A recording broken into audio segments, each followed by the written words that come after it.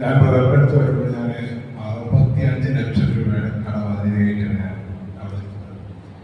ശരിക്ക് പറയുകയാണെങ്കിൽ എല്ലാ കാലഘട്ടത്തിലും ദൈവം പോലെ പ്രവാചകന്മാരെ നമ്മുടെ കാര്യങ്ങൾ വെളിപ്പെടുത്താൻ തരുമെന്ന് പറഞ്ഞ പോലെയുള്ള ഒരു അനുഭവമായിരുന്നു ഞാൻ ബ്രദറിനെ കണ്ടുപിടുന്ന സമയത്ത്. കാരണം കടം കൊണ്ട് മൂടി നിൽക്കാൻ പറ്റാത്ത അവസ്ഥയിലാണ്.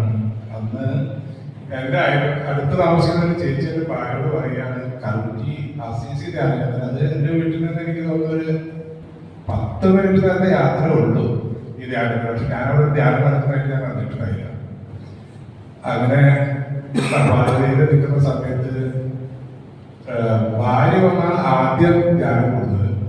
അന്ന് അതിനുശേഷം ബ്രദറിനോട് പറയണ്ടേ, ഭാര്യ വന്ന് ധ്യാനം കൂടും, ഓടി താഴെ കൗൺസിലിംഗ് എന്ന് പറഞ്ഞ് ഏത് നേരം ഓടി വരുന്ന ഭാര്യയായിരുന്നു. ഞാൻ പിന്നീട് പറ്റിയിട്ടുണ്ട്, പറയാറുണ്ട്.